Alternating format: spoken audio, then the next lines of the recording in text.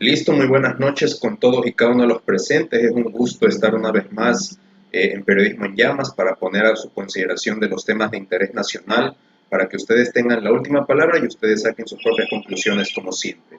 Agradecerles porque gracias a ustedes es posible estos espacios cada semana, en la cual es un espacio dedicado a la opinión pública, también a los análisis de todos los temas e incluso de los temas de coyuntura internacional, etcétera. Agradecerles y que aquí practicamos el pluralismo ideológico, creemos en la diversidad de voces y más que nada en el intercambio de palabras y no balas para construir una mejor sociedad e ir saludando aquello que nos une e ir superando aquello que nos divide. El día de hoy tenemos un invitado muy especial. Contamos con la gentileza de la participación del abogado Henry Cucalón Camacho, quien es asambleísta por el Partido Social Cristiano. También ha sido secretario general del municipio de Guayaquil. Es un conocedor de la materia legislativa, así como de otros temas.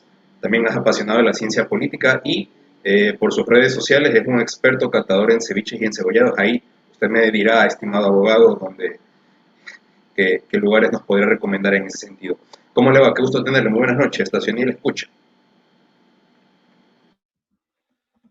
¿Cómo estás? Muy buenas noches. Muchísimas gracias por la oportunidad de compartir en este valioso espacio. Un saludo a todos los que nos están siguiendo y espero que sea la oportunidad para poder intercambiar criterios e ideas justamente que puedan servir en general para la mejor toma de decisiones en el quehacer público diario. Así es, estimado asambleísta. De nuevo, muchísimas gracias por su participación. Y a ver, tenemos muchos temas para comentar, pero antes de entrar en materia, quisiera preguntarle lo último. Usted, como es un gran experto catador en cebollas y ceviches, ¿qué lugares nos recomendaría a nosotros los guayacos para ir a degustar de estos platos típicos? A pesar de la pandemia, pero igual nunca está de más pegarse un gustito. No sé si nos podría comentar un poquito al respecto. Es parte de nuestra naturaleza. La vida criolla popular es algo intrínseco. Hoy día, por ejemplo, tuve la oportunidad de comer un rico encebollado mixto en el Lechón, pero en su sucursal de la Ciudadela Adace, en el norte, casi al frente de la entrada de TC Televisión. El original de Lechón, que tiene 40 años, es el Manuel Rendón y Boyacá. Es un buen encebollado. Para quienes les gusta el ají peruano, tiene un colorcito simpático. Pero, para que vean que le hago a todo, el día lunes estuve comiendo muy bueno, doña Angélica Cuján, ganador también evento de, del Festival de Raíces. Así que con esas dos recomendaciones de cebollado creo que pueden rematar la semana antes del día de las elecciones. Correcto, estimado asambleísta, le tomamos la palabra. Pero ahora sí vamos a entrar a los temas de coyuntura. Quiero empezar con el tema de la segunda vuelta, la campaña electoral. Si bien es cierto y es de conocimiento público y notorio, el Partido Social Cristiano hizo una alianza electoral con el movimiento Creo para apoyar la candidatura del señor Guillermo Lasso Mendoza a la presidencia de la República. Los resultados de la primera vuelta dan que el Partido Social Cristiano sacó 19 asambleístas en total, crecieron 4 más que de la última legislatura, mientras que el movimiento Creo sacó 12. En total serían 31 asambleístas en ese sentido, si es que deciden unirse a las dos bancadas, en lo cual ya quisiera abordar más adelante. Pero sí le quisiera preguntar a usted, ¿cómo va la campaña electoral de segunda vuelta? ¿Cómo la valora usted o cómo la visualiza Henry Cucalón en ese sentido?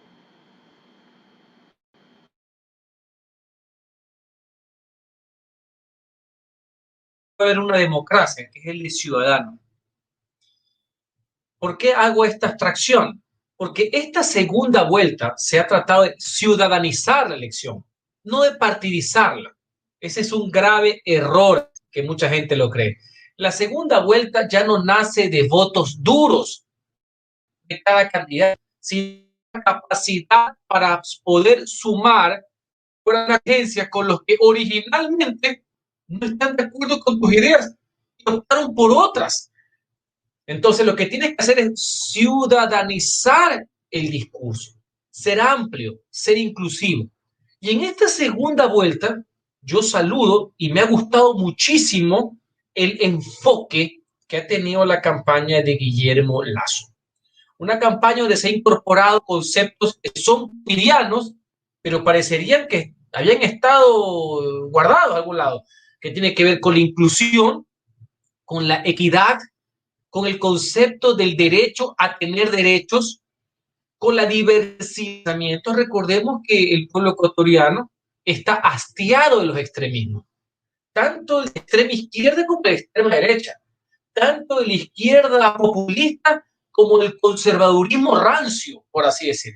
Así que yo he visto, insisto, con optimismo, cómo se ha podido manejar, interlocutar y retroalimentarse de mejor manera con ese poder profundo, con ese poder que, insisto, no votaron en primera vuelta por esta candidatura, pero que saben que pese a las diferencias que son legítimas en democracia, hay mayores coincidencias en conceptos de democracia, en conceptos de recuperación económica post pandemia, porque la reactivación en la pandemia van de la mano en ese sentido, institucionalidad y reconocimiento a lo diverso.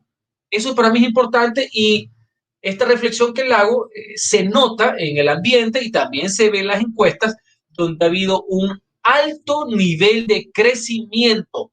Esperemos que eso se mantenga y que se vea reflejado en la votación del próximo 11 de abril.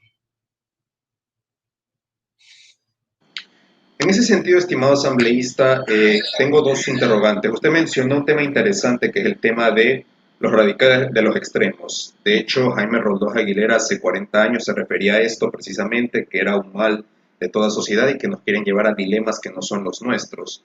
Le pregunto en ese sentido sobre el tema de, por ejemplo, que en estos tiempos lastimosamente se ha reducido el debate público a los maniqueísmos y lastimosamente ya no se puede opinar o criticar sin que a uno se le etiquete o que se le diga de que ya está a favor del uno, de que le estás haciendo el juego, ya estás defendiendo al otro, o sea, una serie de lastimosamente actitudes deleznables que incluso los ciudadanos de a pie lastimosamente a veces caen incluso en redes sociales o incluso en que el debate se reduce al tema del insulto y el ataque.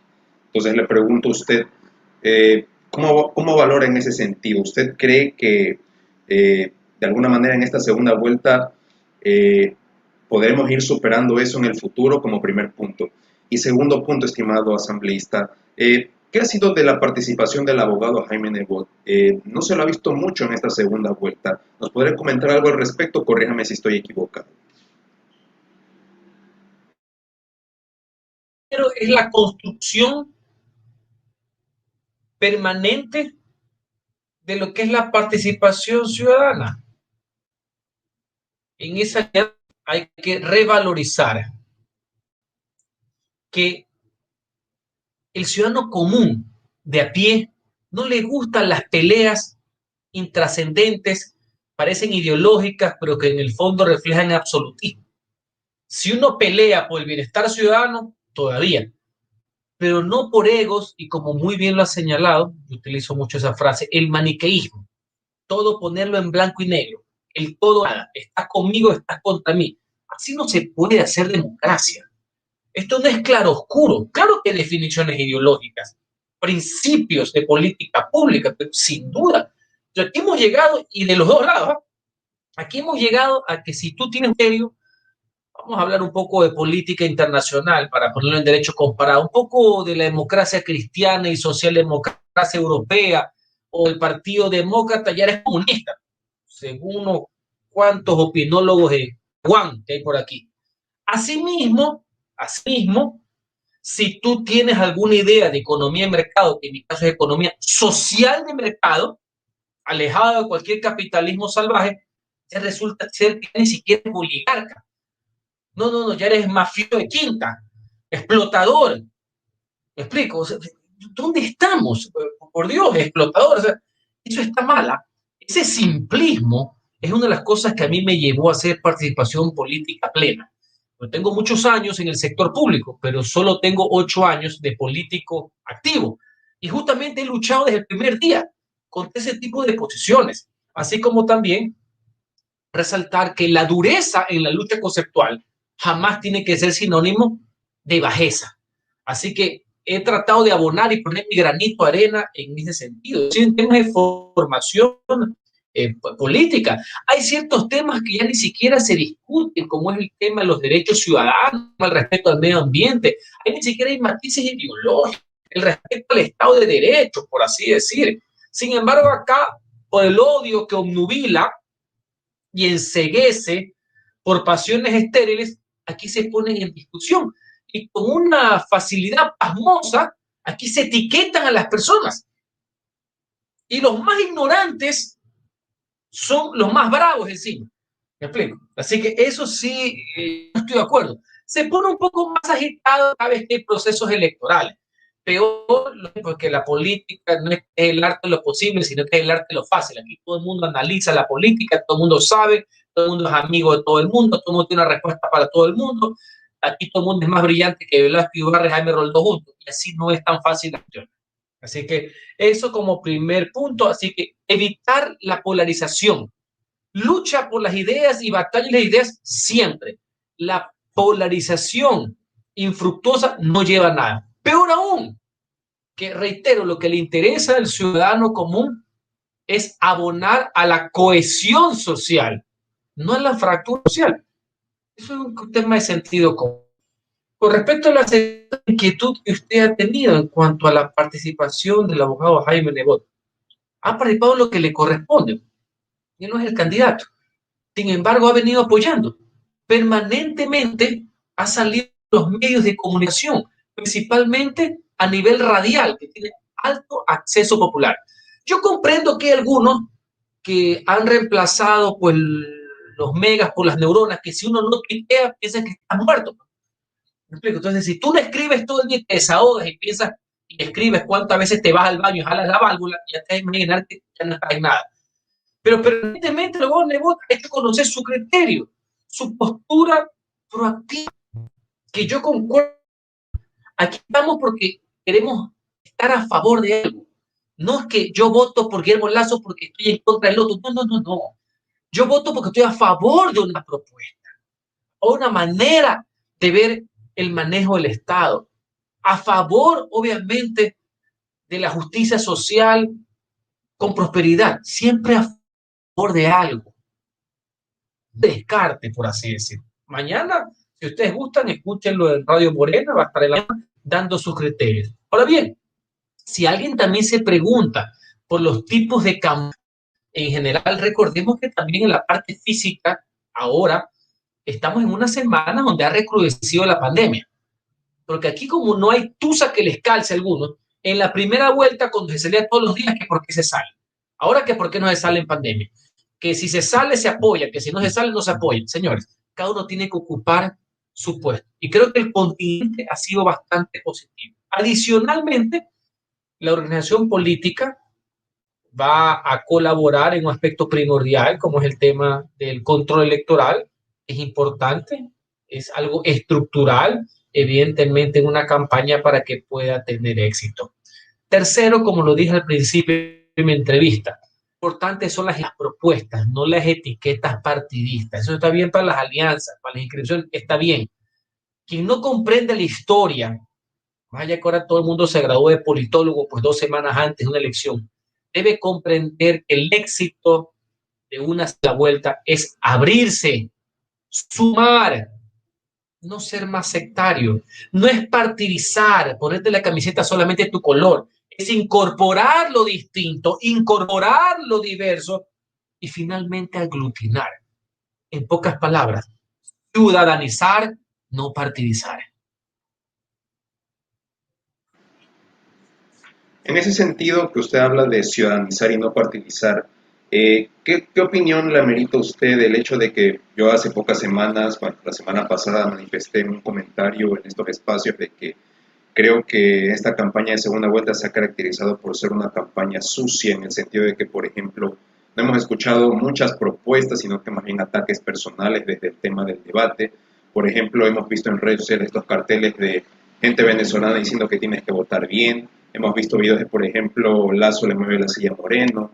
Hemos visto otras actitudes así de confrontación en la cual nos impide escuchar las verdaderas propuestas de los candidatos y Yo aquí, por ejemplo, decía un comentario de que me queda debiendo el cómo y con quién lo van a hacer en ese sentido las propuestas para que no quede en letra muerta y que más bien haya voluntad política en ese sentido para que tengamos mejores gobernantes.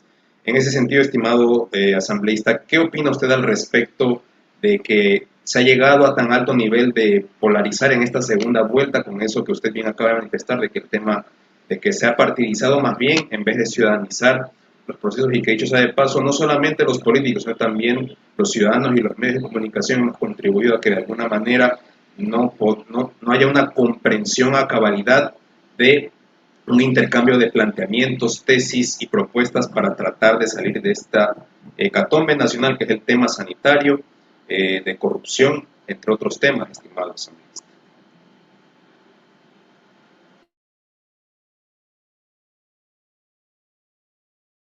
Todo tipo de campaña sucia y ruin, venga de donde venga. Tanto los que lo hacen de frente, a través de videos que tienen su marca y su impronta registrada, como también los que están acostumbrados a hacerlo tras bambalinas, apareciéndose como demonios, pero también hacen cosas turbias por abajo. O sea, los que gritan como los solapados. Primer punto, eso es rechazable y condenable desde cualquier punto de vista. Segundo, este tipo de campañas que tienen mucho que ver con el nivel cultural, sociopolítico, no son nada nuevo. Campañas sucias desde el retorno a la democracia, todas. Ahora está más metado por todo directamente desde aquí.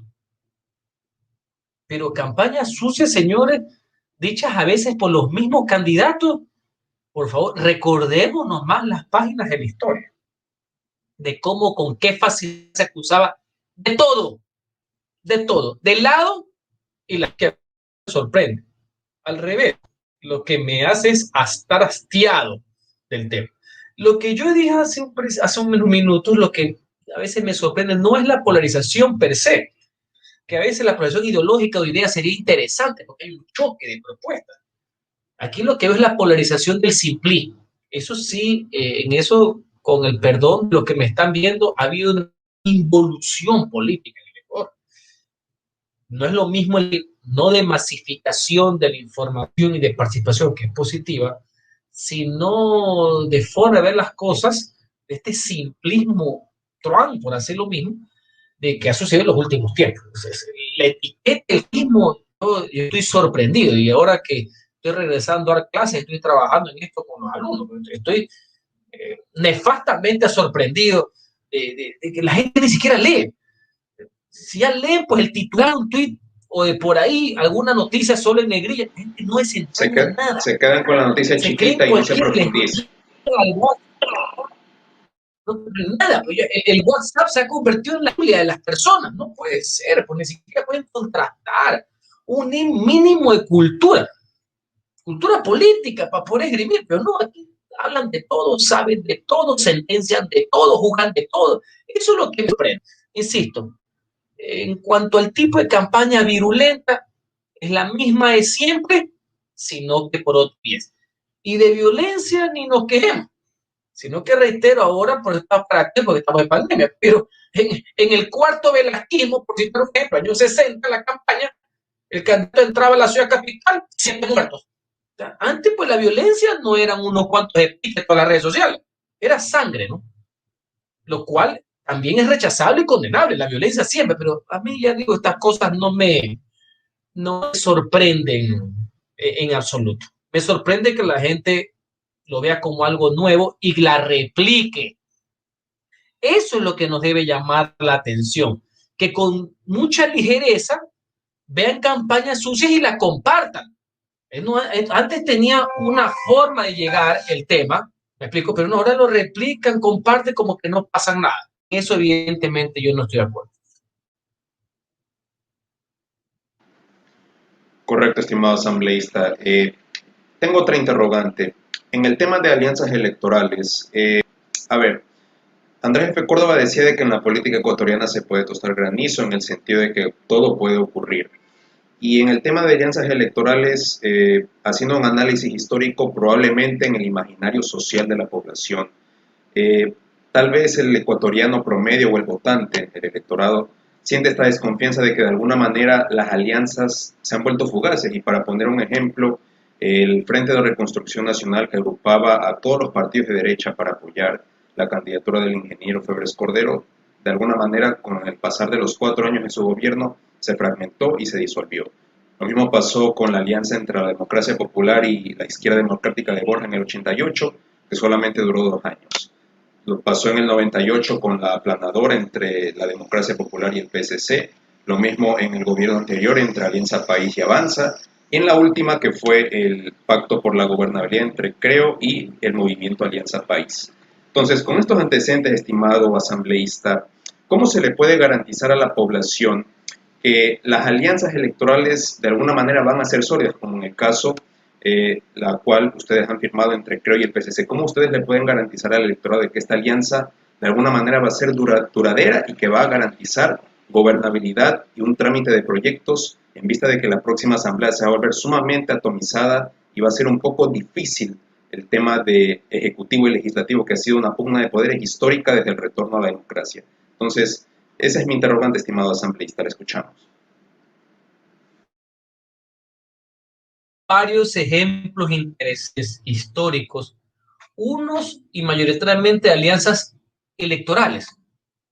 No todas son alianzas de gobierno, de discusión de plan de gobierno. Citaste el Frente de Reconstrucción Nacional, que fue meramente electoral. No fue de gobierno, tanto así que el presidente Febres Cordero ni siquiera gobernó con la militancia del Partido Socialista. Casi todos, por no decir todos los miembros de su gabinete, salvo uno, eran independientes. Valga la aclaración histórica, ¿no? Otros casos que has puesto no eran electorales, pasaron a ser legislativas, y muy pocas de temas de gobierno que no han sido electorales. Yo no le temo a los acuerdos, yo los saludo. Las alianzas son positivas. Hay unas que son electorales para alcanzar el poder y otras que son de gobierno para ejercer el poder, siempre a favor de mayorías y velando por el interés general, no por el interés particular.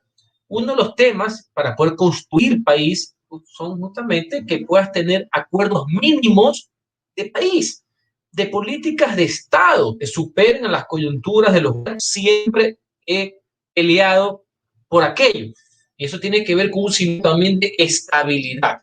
Y también con un tema de que no hay que temerle con quién uno hace el acuerdo, sino para qué se hace el acuerdo. Y se lo hizo una persona que tiene 8 años de legisladora, donde ese es un tema básico, porque tú todos los días pones a sometimiento de la población tu criterio a través de los votos. Votos de resoluciones, votos de leyes, votos a través de juicios políticos, etc. Lo importante es tener claro es por qué estás votando, no con quién estás votando. En un proceso de retorno a la democracia, por ejemplo, es obvio que todas las tendencias políticas se tienen que poner de acuerdo. No hay que tenerle miedo a eso. No hay que tenerle miedo a que la gente se ponga al frente de una mesa y llegue a acuerdos de gobernabilidad. ¿A favor de qué? A favor de algo. Voy a poner otro ejemplo, que no lo suelen citar mucho, pero yo sí. El proceso que hubo del año 1995 hasta el año 1998 para los acuerdos de paz con el Perú, que terminó en la firma de Itamaraty. Ahí estuvo todo el Ecuador, todos los partidos políticos, la academia, la sociedad civil, la prensa, los trabajadores en la construcción de un proyecto. Hemos vencido la guerra del año 95, la guerra del CENEPA, y fuimos a la construcción de un acuerdo nacional para estar unificados, sólidamente unificados en una posición de país, en un tema que nos concernía a todos. No es un tema de derecha, de partido. Entonces no hay que tenerle miedo. Así como ahora, por ejemplo, la cuestión necesita la dolarización. Y así te puedo poner varios ejemplos.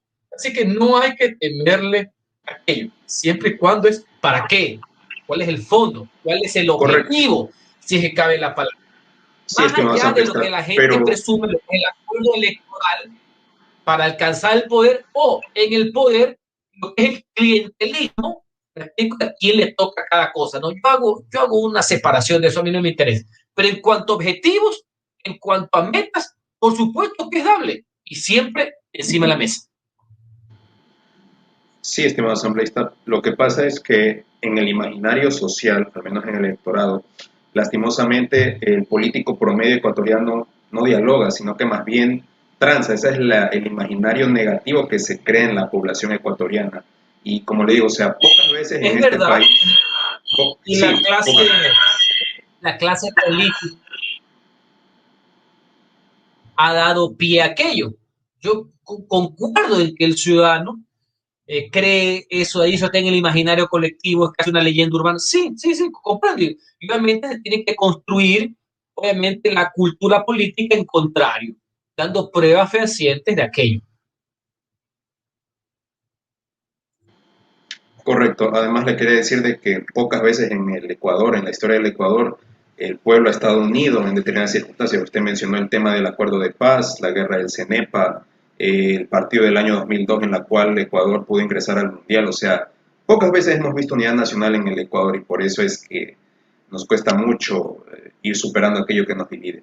Estimados analistas, solo para terminar esta parte, Bueno, eso es un concepto complejo, complejo y difuso. Inclusive ya que estás en esta línea, hay mucha gente que pone en duda cuál es nuestro carácter, no como Estado, sino como nación. Por eso siempre hablo que ese es un proceso inacabado de construcción. Ojo, nosotros pasamos directamente el Estado y nunca pasamos por el concepto de nacionalidad. Y tú has puesto un ejemplo perfecto. Una de las pocas cosas que nos identifican como nación fue la clasificación al Mundial del año 2002. ¿Me explico? A la razón de la camiseta, la tricolor y los pasitos del Bolillo Gómez. ¿Me explico? Nos sentimos ecuatorianos más que nunca. Pero claro, es un tema complejo, súper denso e interesante de desarrollar también.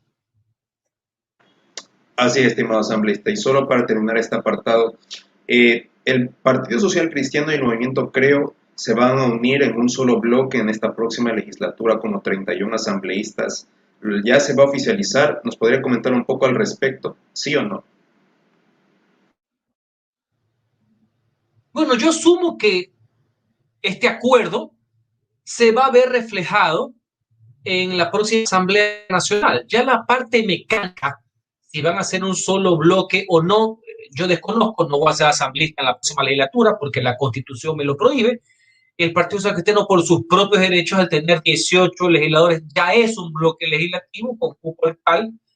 El movimiento, creo, tendrá que revisar si son 12 o 13, se necesita creo que 14 para hacer lo que legislativo, el 10%, habría que analizar, pero que no tengo la menor de que estos tópicos donde ha habido coincidencia, así como en su momento ha habido divergencias, lo cual es sano para la democracia, van a estar unidos en función de temas que son consecuencia del plan de gobierno y si van enfocados en los que menos tienen, en los más pobres, un concepto con prosperidad, no tengo la menor duda que los votos van a estar juntos, que eso es lo importante. Si Guillermo Lazo es presidente de la República, ojalá así sea, me imagino que la legislatura, esos votos, más otros más, tienen que darle el soporte a las medidas consecuentes de ejecutar el plan de gobierno. Así que eso para mí está descontado. La forma, insisto, no le podría decir, pero no descarto el tema que haya una unidad de propósito, que es importante. Está consignado en el plan de gobierno. Reitero, que es consensuado, que es mucho más abierto y plural de lo que se requiere en la actualidad y justamente que lo que yo saludo y me adhiero más de lo que está consignado en la segunda vuelta. Recordemos que una de las premisas que ha adoptado la campaña de Guillermo Lazo, que parece correcta, es el de adquirir compromisos con cada sector de la sociedad, compromisos con la firma. No es que ha llegado solamente a yo te prometo, no, compromisos con diversos sectores muy amplios de la sociedad. Y eso hay que cumplirlo, señores, porque si no, la gobernabilidad va a ser un infierno. Si solamente se va a basar en los finales de un partido político, el creo, y no se va a respetar una vez que se gane a todos los compromisos que se han venido adquiriendo, no sería absolutamente dable. Y yo estoy muy de acuerdo con toda esa plataforma ciudadana de esos colectivos sociales que se juntaron a la segunda vuelta. Y yo, desde donde me corresponde, como ciudadano, el cargo más importante en una democracia, voy a estar vigilante de que eso se cumpla, porque yo también adhiero a esos compromisos. Así es, estimado asambleísta. Y pasando a otro tema, quiero entrar al tema de coyuntura legislativa. Usted ha estado en dos legislaturas, la del 2013, el 2017 y la de 2017-2021. En ese sentido, le quisiera pedir a usted su apreciación personal. ¿Cuál es el balance que usted puede sacar de estas dos legislaturas en las cuales usted ha participado? ¿Cuáles son los retos, las lecciones y errores que usted ha aprendido como legislador, como persona? Y si es que podría mencionar un poco para el Partido Social Cristiano, de la óptica del PSC, para que pueda de alguna manera aprender para la próxima legislatura. Le escuchamos, asambleísta. La actividad legislativa para una persona que cree en la democracia, que tiene formación jurídica y política, ha resultado una experiencia maravillosa. Yo estoy muy agradecido a las personas que conmigo a través de su voto para que yo los represente, para que yo sea su voz en el Congreso de la República. Reitero, una experiencia maravillosa, que por este límite constitucional que debemos respetar es que no se ha podido prolongar, porque en todos los parlamentos del mundo este es el único que tiene una limitante. Las limitantes normalmente son para los ejecutivos, no para los legislativos. Con los años se adquiere mayor experiencia y madurez, y por eso es que ejecutorias de los parlamentarios, de los congresistas, los representantes y los senadores son mejores con el transcurso de los años. Soy el mismo en mi primera legislatura. Yo, por ejemplo, en mi primera legislatura cometía un error estratégico. Al principio pensaba que estaba dando un examen. Entonces, todos mis discursos en el primer periodo, creo que hice unos 52 discursos, 52 intervenciones, eran pocas porque éramos una minoría, no siempre daban la palabra, eran como exámenes de grado, netamente jurídicas, en una época en que esto era muy en contra, digamos, del tema del modelo estatista. Yo defendía mucho el tema de la descentralización, de la autonomía, las libertades, el punto de vista general, y dos grandes debates con referencia a las enmiendas constitucionales que para mí fueron el más alto que tuvimos en esa asamblea. Diciembre del 2014 y diciembre del 2015 en dos debates.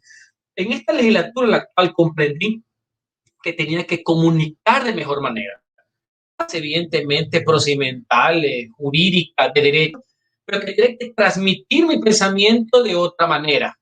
Y creo que fui un poco más eficaz en la comunicación para poder interpretar el sentir ciudadano.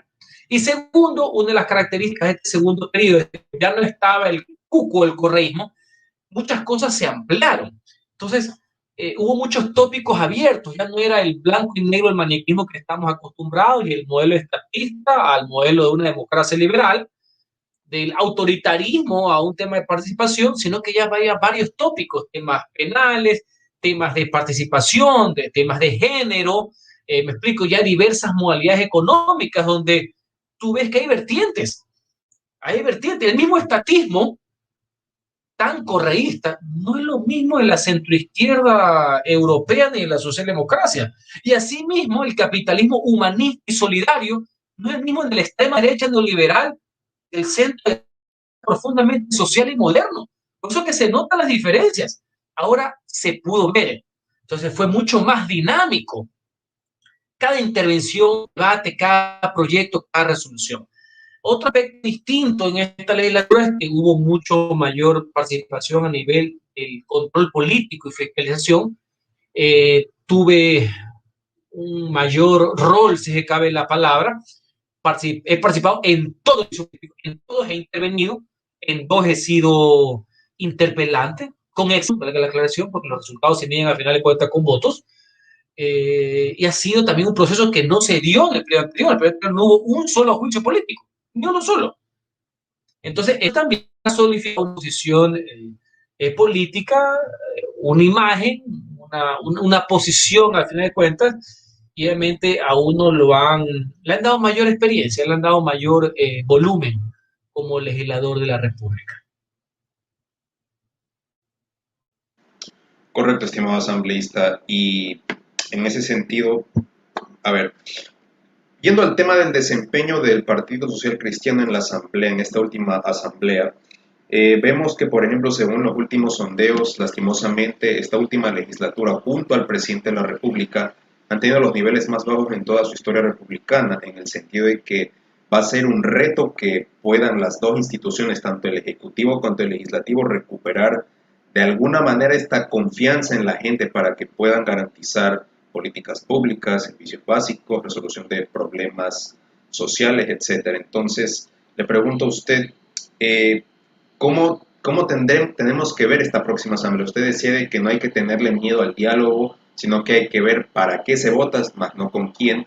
Pero ¿cómo decirle esto a la ciudadanía que lastimosamente se crea en el imaginario colectivo una imagen de que no, están pactando, le están haciendo el juego? Y vemos que, por ejemplo, las críticas siempre han estado al orden del día. Se ha acusado a todos los partidos políticos de pactar con el gobierno, de transar con otros por intereses. Entonces, ¿cómo entender esto, asambleísta, para que no se cree una imagen negativa en ese sentido, para romper esos estereotipos o los retos que uno tiene que plantearse para, de alguna manera, no volver a cometer los mismos errores? En general, todos los congresos del mundo son mal evaluados. No crea que es un fenómeno particular. Y Ecuador, todos. Estar en una especie de ágora, 137 personas encerradas, hablando todo el día, es un concepto sui generis como es el ecuatoriano, que nos tienen como 11 al año encerrados, 3 días a la semana, lo cual no sucede en ninguna parte del mundo. En ninguna parte del mundo es así. ¿Eh? ¿Usted ha visto que el Senado, la Cámara norteamericana se reúne toda la semana, 3 días? No, se reúnen en las comisiones. Y ni qué decir en Europa. Pero bueno, entonces está un desgaste. Que este en particular tuvo un desgaste mayor, sí. Es como el tema presidencial, lo que le acabo de decir. Todos los presidentes terminan golpeados, unos terminan caídos, ¿no? Pero este, ya la calculadora no da pues los números para calificarlo. Entonces salió un poco en lo normal. Lo mismo pasó con la legislatura. ¿Por qué? Por varios procesos de sus componentes individuales. Me explico. Asambleísta, imagínense, solo para que usted se dé una idea de lo que ha sido la asamblea actual, solo con sus dignatarios. Su primer presidente destituido a los 8 meses. La vicepresidenta de ese periodo sentenciada en firme por un caso de carácter penal, ya ni siquiera asambleísta. Y los dos presidentes que le siguieron, uno ni siquiera se lanzó a la reelección, se lanzó a la reelección, el actual perdió. Ya con eso usted se da cuenta más o menos cómo es el calibre de los temas. Una mayoría que entró y se escindieron de nada, pero con pocos quilates, porque al CFP le pasó lo mismo el año 79, pero eran otros actores. Entonces, lamentablemente, el tema de la corrupción, que ha sido algo latente a nivel de los congresos, recuérdense la red Peñaranda y todo lo demás, o la corrupción que conllevó la institución ilegal sancionada y sentenciada por la Corte Interamericana juez de 2004 por parte de asambleístas, o el tema del Congreso de los Manteles, siempre ha estado. ¿Qué fue algo que ha marcado? Y donde yo voy a abonar porque el desprestigio ha sido mayor en esta legislatura. Porque en plenos momentos de pandemia, dolor, en que la gente perdía el empleo, que había muerte en toda la familia, resulta ser que había gente que se repartió hospitales. O sea, pasaron de repartirse las aduanas, condenable, por cierto, en los 80, a repartirse los pacificteles y las telefónicas a finales de los 90, a repartirse los hospitales. O sea, a jugar con la salud del pueblo y en plena pandemia, con repartos legislativos para conseguir votos. Y el reparto lo hizo el gobierno. No fue Papá Noel ni el Espíritu Santo, porque los hospitales tienen del gobierno, no de los entes privados. Y los votos estaban en el Congreso. Y ya ve usted cuáles fueron los votos y en qué se votaron. Entonces, eso abonó. Pero así mismo tengo que decirle que con todos los deméritos que pueden tener los parlamentos del mundo, es donde se fraguan los políticos. El ser político se fragua en un Congreso de la República. Pues. Esa es la escuela, pues esa es la conscripción. Donde han pasado todos, por la gran mayoría de políticos en muchas partes del mundo. ¿No creo que es una coincidencia que pese a todo esto negativo que hemos conversado, cuando hubo la posibilidad de que haya precandidaturas en el Partido Social Cristiano y aliados, porque hay muchos hoy en día, los 5 precandidatos social cristianos eran 5 legisladores. Cristina Reyes, Luis Fernando Torres, César Rojas, Henry, los 5 legisladores. Para muestra que también pueda marcarse las diferencias. ¿Me explico? O sea que, reitero, no hay que tenerle miedo a eso. Segundo, ¿qué es lo que debe pasar a futuro? Tratar de no decepcionar. Sí. Actuar con responsabilidad, por supuesto. La honestidad, pues, sin duda alguna, de forma acrisolada. Aquí tenemos asambleístas que están vinculados con mal uso de carnet de discapacidad. Tenemos actualmente asambleístas que están con cautelares de arresto domiciliario por tema de diezmos. Hay que darle la vuelta a eso. Y esto, reitero, sin prejuicio ideológico. Usted puede ser el izquierda democrática, el Pachacuti, social cristiano, Alianza ISDE, creo. Pero señores, coherencia, integridad, lucha penales. Si la gente va a volver en algo, porque nunca va a ser general, a confiar en sus representantes. La gente como si en antaño prendiendo la radio o ahora por los canales digitales, volver a ver cómo sus legisladores en un discurso representan su posición. Que el Congreso vuelva a ser la voz de la nación. Más allá, insisto, de afectos y desafectos, que es normal. Que es normal en la política, que todos estén de acuerdo con otras personas. Así que hay un gran reto, hay un enorme desafío al respecto, de que si el Congreso, con lo que ha pasado, donde nadie va a tener mayoría y donde el gobierno, el que gane, Guillermo Lazo en este caso, o en este caso el señor Arauz, no van a tener mayoría propia, si el Parlamento se convierte en un aliado de la democracia, pues un conspirador o cargador de la misma. Eso también va a ser importante y se va a requerir muchísima responsabilidad de los asambleístas y de los líderes políticos. Correcto, estimado asambleísta. Quiero pasar a otros temas de reflexión. Le quiero preguntar a usted desde la óptica, usted es un estudioso de la ciencia política, le apasionan mucho estos temas. Le quisiera preguntar a usted cuál debe ser el rol del Estado y el mercado y la sociedad en cualquier territorio del mundo. Usted hace tiempo manifestó en una entrevista de que, por ejemplo, el Estado tiene que garantizar con su rol regulador más no estrangulador en la provisión de servicios básicos, que pueda haber una especie de convivencia entre estos tres actores importantes para la sociedad. Entonces, le quisiera preguntar a usted, ¿cuál es su opinión al respecto en torno a estos tres actores importantes? ¿Cuál debe ser el rol de cada uno? El Estado, que debe ser fuerte, riguroso, no grande y peor obeso, que no es lo mismo. Yo no es un Estado mínimo, es un Estado fuerte, dedicado a la protección general y enfocado en lo social. Esa es la razón de ser del Estado. La sociedad jurídica y políticamente organizada, que vela por el interés general, que le vela a sus ciudadanos, que reconoce la importancia y la participación de la iniciativa privada como motor del desarrollo económico, sí, pero con un Estado vigilante y regulador. Complemento con la frase, no estrangulador, que no es lo mismo. Con un Estado daña, no que asfixia. Con un Estado presente, no omnipresente.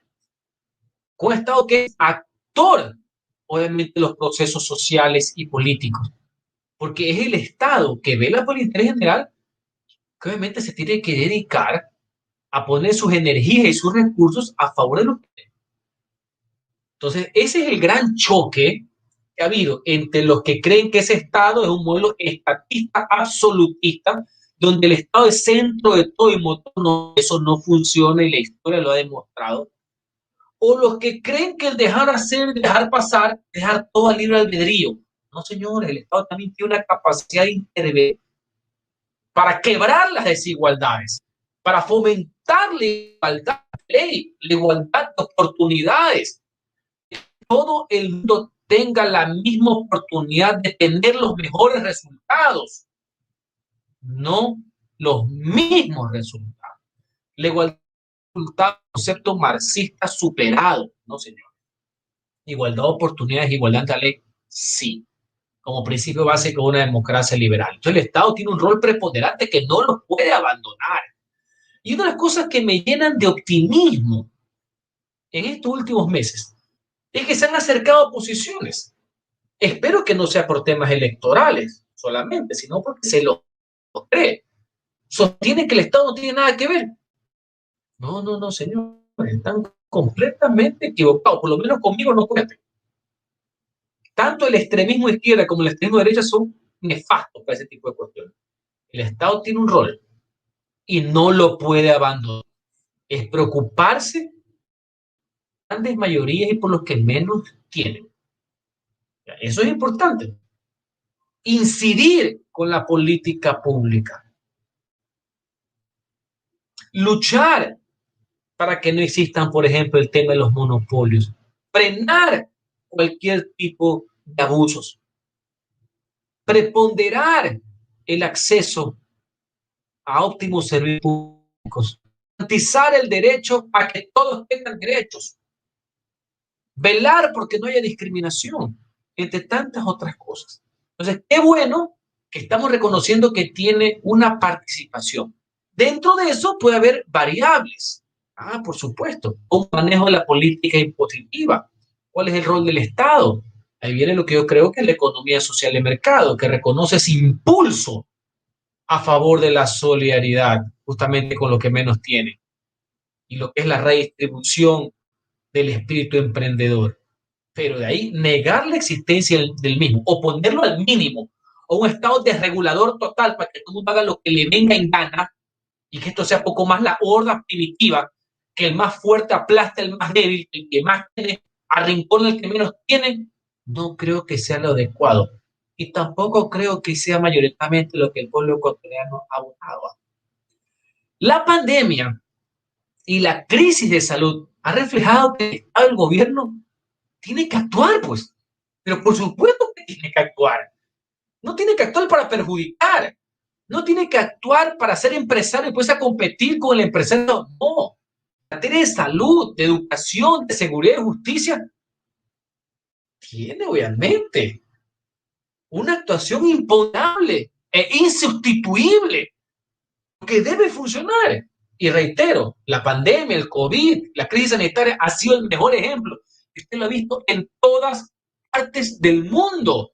Una de las cosas que castigaron al presidente Trump en Estados Unidos, vean la candidatura del presidente, ha sido justamente el manejo de la política pública de salud.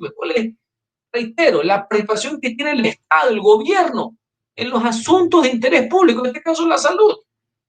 Entonces, yo no tengo la menor duda de aquello y defenderé a ultranza esos principios. Y fundamentalmente, reitero, desde la calidad de ciudadano, el cargo más importante en una democracia. Correcto, estimado asambleísta. Nos acercamos al final de la entrevista. Créanme que ha sido interesante escuchar su criterio y que pueda compartir con la población. Tengo dos últimas interrogantes, bueno, y una última que sería para su mensaje final. ¿Cuál es su reacción o qué opinión le amerita a usted el informe que sacó ahora la Comisión de la Verdad integrada por representantes de la sociedad civil en torno a las protestas de octubre, en la cual estuvieron Javier Zabalaegas, Juan Carlos Solines y Sibel Martínez? Yo le escuchaba a usted en noviembre del 2019 en La Posta que decía de que todos perdieron en octubre, incluso los políticos, al no poder encontrar una solución. Entonces, sí le quisiera pedir a usted una reacción al respecto, estimado asambleísta. Y la segunda interrogante, ¿qué piensa usted de las ideologías políticas? Siento de alguna manera, a título personal, de que se han relegado y que ya no se las toma tan en cuenta, sino que más bien abogan por pragmatismo. ¿Usted cree, qué piensa usted de las ideologías políticas? ¿Cree que son importantes en el tema este de, para garantizar autenticidad, valores y principios de una identidad al ciudadano promedio?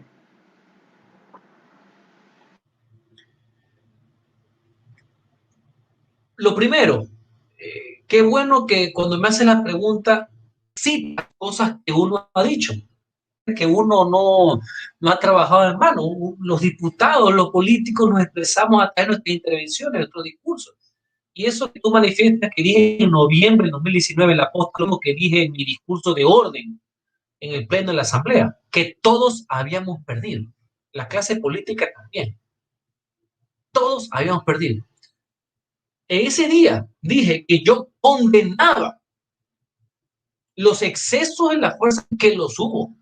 así como rechazaba con toda la fuerza y vehemencia esos llamados a la violencia, al cometimiento de delitos a plena del día y a la apología de la insurrección que había hecho el Connalle, el señor Vargas, en las jornadas del mes de octubre. Mi rechazo a los dos, mi discurso. Lo sostuve también el día del juicio político a la ex premier de gobierno. Para los unos, la censura política por el mal proceder del gobierno que originó la crisis, pésimo manejo y ante las violaciones que existieron y ciertos abusos policiales que deben responsabilidad política. Pero asimismo también sanción legal, más no impunidad, con quienes, reitero, alteraron el orden constituido, llamaron inclusive a un golpe de Estado incitando a las Fuerzas Armadas y que hicieron de forma alevosa incitaciones a la violencia. Los dos. Esto no es juego, no más de optar. Tercero, yo reconozco, no lo he leído en su plenitud, lo he visto por los medios de comunicación, reconozco que hubieron excesos policiales que deben ser sancionados. Yo ya he cumplido en la parte mía, en la parte de la sanción política. Yo no puedo caer en un movilismo por carácter electoral o por lo que sea, por oportunismo, decir, no, aquí no pasó nada, que como estoy con una candidatura, aquí no, señores, con la verdad no se juega. Lo que sí, reconociendo de que hubo excesos por parte de la fuerza pública, hay un aspecto con el cual no estoy de acuerdo, leído en titulares y en la prensa con el informe que ha hecho el Defensor del Pueblo, de que esas violaciones que sí existieron, las cataloga de lesa humanidad. Con eso no estoy de acuerdo. Porque tiene una violación de derechos humanos. Debe ser condenada, pero no necesariamente llega a ser de lesa humanidad, que según la explicación jurídica es un hecho constitucionario, proceso permanente, contra un grupo determinado, de donde vienen los genocidios, entre otras cosas. Y no creo que se haya configurado eso. Ojo, esto yo también veo unas personas importantes con mucho criterio legal, decanos en las facultades de jurisprudencia, porque yo leo de todo, de todas corrientes ideológicas, de derecha e izquierda, y veo coincidencias de que no de lado que hubieron violaciones a los derechos humanos, porque sí los hubieron, esa categorización de lesa humanidad no corresponde a lo actual. ¿Estamos? Válida la particularización. El segundo tema, las ideologías son importantes, son válidas, pero no son excluyentes. Yo apoyo y creo que las personas defiendan su criterio, sus ideas, su ideología, porque no me gusta la piratería, el que le hace al todo, el que se acomoda según la opinión. Creo asimismo que las macroideologías se van aterrizando en grandes corrientes ciudadanas que son las que hacen movilizar. Y al final de cuentas, esa ideología y esa corriente de pensamiento termina en algo, que es lo que está muy en boga, y es por lo que yo quiero y voy a luchar, que son por las causas. Las causas son las que engloban conceptos primarios ideológicos de corrientes. Por ejemplo, tenemos varias semanas viendo temas de violencia de género, violencia contra la mujer, participación de la mujer. Esa es una causa. Es una causa que tiene que englobar, encauzar, ¿me explico? Varias corrientes ideológicas, de centro izquierda, de centro derecha, etcétera, sin ningún problema. La socialdemocracia, a la democracia cristiana, el liberalismo moderno, pues sin ningún problema. El tema de las garantías ciudadanas, el tema de la no discriminación, entre otras cosas, el tema de los llamados derechos de libertad, antes llamados derechos civiles, y como conceptos primarios derechos humanos. ¿Me explico? Eso es lo que, a fin de cuentas, refleja cada posición y cada voto. Que esa posición o causa tenga un antecedente ideológico es válido, por supuesto. No lo reniego. Me gusta hasta cierto punto. Pero como tú decías, el pragmatismo, que no es la carencia de ideales, sino ver la mejor manera de ponerlos en práctica para no ser un iluso, que es otra cosa, nos lleva a luchar y a pelear por causas. Y ese es el objetivo primario y que veo, y por eso tengo este optimismo, no solamente electoral, optimismo como ciudadano, de que Guillermo Lasso le dio un enfoque correcto, de cometerse con causas, no con partidos, con temas, con agendas ciudadanas, no solamente competitorios sueltos. Creo que esa es la línea y creo que el sendero correcto. Muy bien, estimado asambleísta. Y la última pregunta, ahora sí, esto ya va y es más personal. Le pregunto a usted como Henry Cucalón, ¿cuál es el futuro o cuáles son los planes que usted tiene cuando ya terminen sus funciones el 13 de mayo del 2021? ¿Se dedicará a la academia? ¿Se dedicará quizás a lo mejor lanzarse en el 2023, 2025? ¿Cuáles son los planes que usted tiene en mente cuando ya termine esta etapa de su vida en la Asamblea?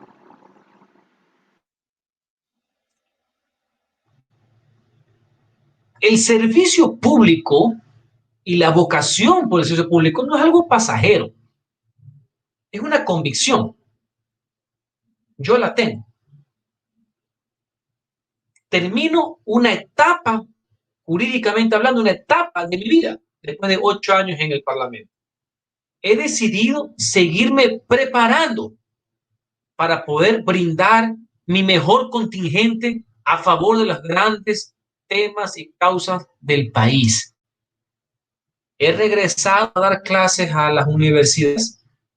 Voy a poner mi granito de arena para que los jóvenes puedan desarrollar su criterio, no imponer criterio, a compartir experiencias, a velar el Estado de Derecho por los derechos y con garantías, y a prepararme aún más y voy a seguir estudiando, sí, porque esto es un proceso inacabado, y voy a dedicarme también, como le dije, a defender grandes causas ciudadanas.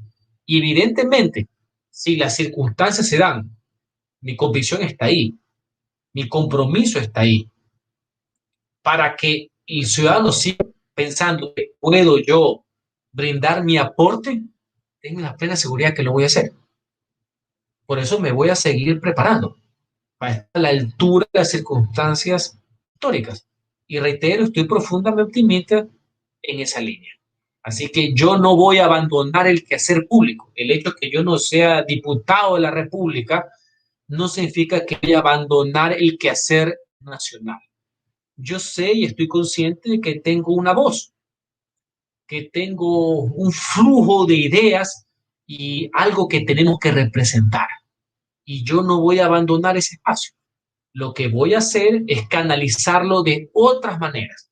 Y una de esas, evidentemente, tanto es la academia como seguirme preparando para poderlo hacer de la mejor forma posible. Correcto, estimado asambleísta, de verdad, muchísimas gracias por participar en estos espacios. Ha sido esperando que le haya pasado de maravilla en estos espacios y comprometerle para una próxima ocasión que nos pueda visitar para abordar otros temas de interés nacional o a lo mejor quizás después de la segunda vuelta o en el próximo mandato, quizás ya le podremos invitar en calidad de analista político o docente académico. Bueno, su mensaje final para la ciudadanía, estimado asambleísta. Primero, muchísimas gracias por esta invitación. La verdad es que ha sido un intercambio de ideas y de posiciones válido, enriquecedor de todo punto de vista. Y saludo que haya este tipo de espacios, pueda conocer estas posiciones. Segundo, el día domingo tenemos un compromiso con la democracia. Votemos en positivo, votemos a favor de algo. No denigremos al que piensa al contrario. No califiquemos al que no piensa como uno. Todos somos ecuatorianos y tenemos el derecho a tener otras opciones. Yo tengo una. Yo creo que la Guillermo Lasso es la mejor opción en esta coyuntura. ¿Me explico? Pero recordemos que el día domingo se pondrá a prueba también el carácter y el talante democrático que tenemos.